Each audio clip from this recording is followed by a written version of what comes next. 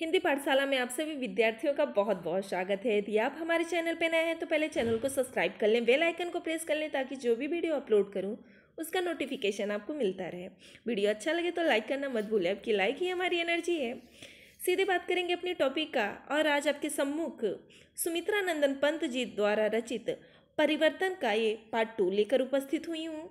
इससे पहले परिवर्तन का पार्ट 1 का वीडियो अपलोड कर चुकी हूँ। यदि आप देखे नहीं हो तो देख लें, परीक्षा की दृष्टिकोण से अत्यंत महत्वपूर्ण है। सीधे बात करेंगे अपने टॉपिक का। आज बचपन का कोमल गात, जरा का पीता पात, 4 दिन शुकत चांदनी रात और फिर अंधकार अज्ञात। कह रहे हैं आज बचपन का कोमल गात।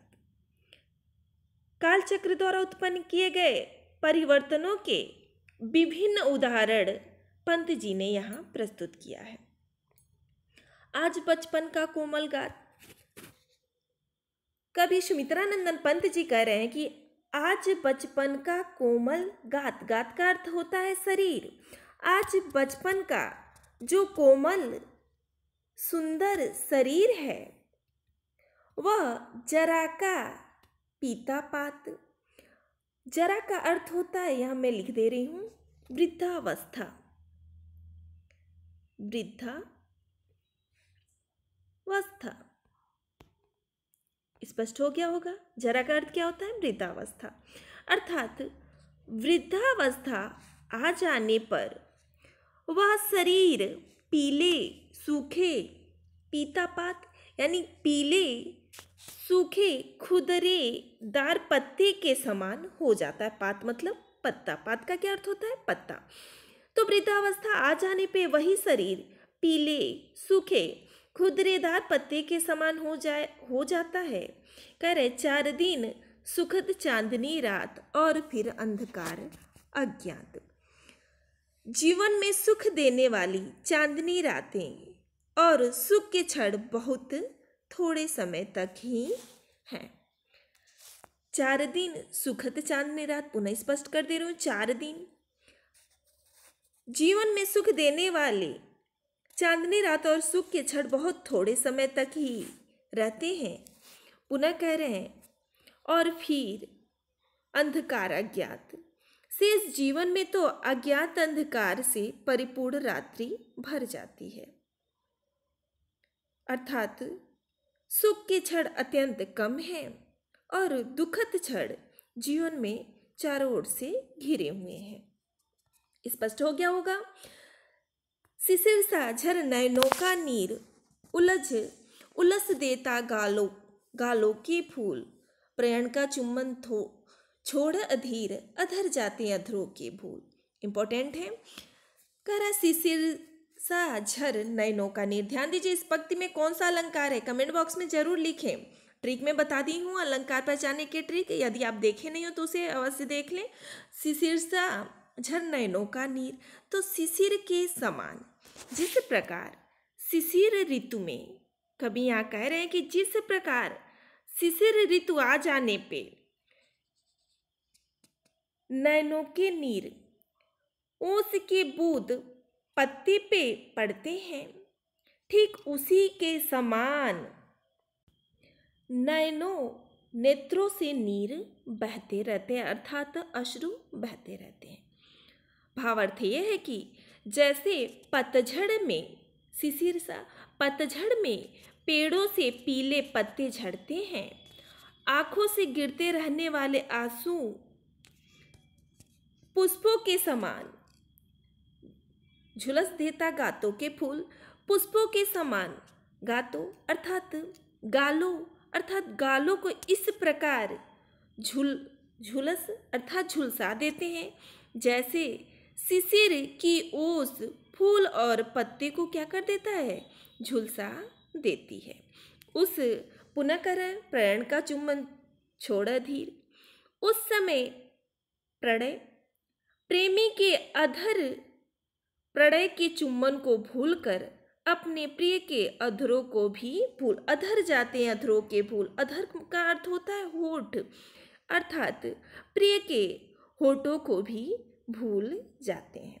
स्पष्ट हो गया होगा।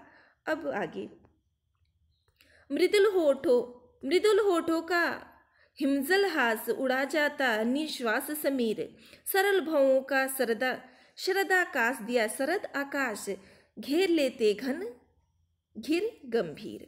करें मृदुल आज जिन होठों पर ओस की बूंद के समान, मृदुल अर्थात मोहक या निर्मल यहाँ हो जाएगा। मृदुल का अर्थ मीठा होता है, तो यहाँ निर्मल और मोहक। हिमजल हास, हास का अर्थ होती है हंसी, छाई रहती है। आज जिन होठों पर ओस की बूंद के समान निर्मल और मोहक हंसी छाई रहती है, वही वृद्धावस्था आ जाने पर, ऊपर वाली पंक्ति से स्पष्ट होगा, वृद्धावस्था आ जाने पर उठती उड़ा जाता निश्वास समीर, उड़ती गहरी सांसें उन होठों की हंसी को क्या कर देता है, उड़ा ले जाता है। पुनः उड़ा जाता है निश्वास समीर, अर्थात वृद्धावस्था आ जाने पे वह उड़ती गहरी सांसें उन होठों की हंसी को पुनः क्या कर लेता है, उड़ा ले जाती है। तात्पर्य यह है कि मानो निर्मल एवं मुक्त हंसी हंसना क्या हो जाता है, भूल जाता है। सरल भवों का शरदाकाश, चिंताहीन जो सरल अर्थात चिंताहीन जो भवें, शरद ऋतु के स्वच्छ घेर लेते घन घिर गंभीर। तो शरद ऋतु शरदाकाश, शरद ऋतु के स्वच्छ मेघहीन आकाश, मेघहीन यानी बादलों से हीन आकाश, घेर लेते घन के समान अपने स्वाभाविक सरल रूप में स्थित रहते हैं। वही समय बीतने पे चिंतन के सघन मेघ घेर लेते घन, अर्थात चिंता के सघन मेघ घेर कर उन्हें गंभीर और कुंचित बना देते हैं। घिर गंभीर अर्थात गंभीरता से उन्हें घेर लेते हैं और चिंता युक्त बना देते हैं। भावार्थ यह है कि भावें चिंता के कारण क्या हो जाती हैं, सिकुड़ी बनी रहती हैं। स्पष्ट हो गया होगा। उनकी सरलता नष्ट हो जाती है, किनकी, उन भावों की जो शरद ऋतु में स्वच्छ निर्मल होते हैं, चिंता के कारण सिकुड़ करके वह सरलता उनकी नष्ट हो जाती है। शून्य सांसों का विधुर वियोग छुड़ाता अधर मधुर संयोग, मिलन के पल केवल दो चार विरह के कल्पा पार। करें शून्य सांसों का मधुर वियोग छुड़ाता अधर मधुर संयोग, संयोग के समय, नीचे वाली पंक्ति से स्पष्ट होगा, दूसरी पंक्ति से मधुर संयोग यानी संयोग के समय प्रियतमा के जो अधर आपस में जुड़ाता अधर अर्थात जो ओठ आपस में जुड़े होते हैं, भावार्थ है कि चुम्बन में आबद्ध होते हैं। बिछोह या वियोग हो जाने पे वह अधर वियोग के दुख से क्या हो जाते हैं, शून्य सांसों का विधुर वियोग दुख से कातर हो गहरी सांसें भरते रहते। शून्य सांसें अर्थात गहरी सांसें भरते रहते हैं।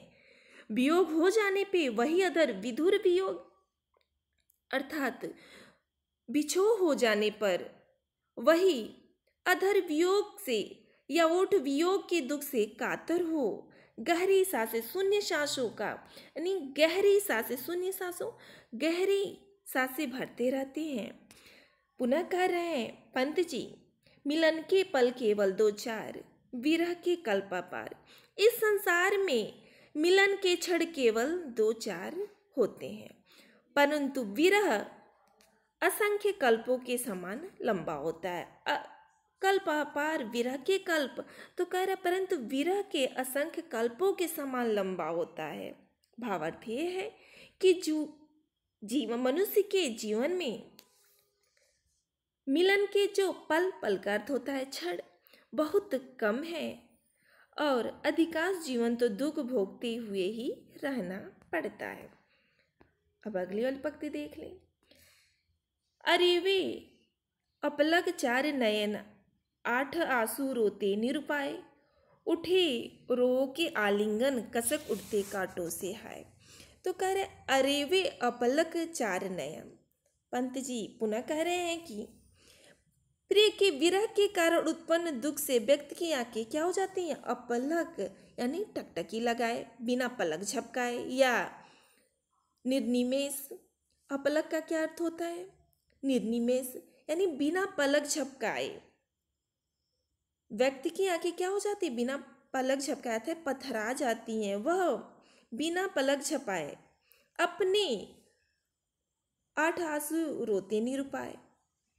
प्रिय की यादों में रात दिन रोया करता है, रोते निरुपाए, उपाय रहित होकर के, असहाय होकर रोया करता है। उठे रोओं के आलिंगन और उन्हें ऐसा प्रतीत होता है कि मानो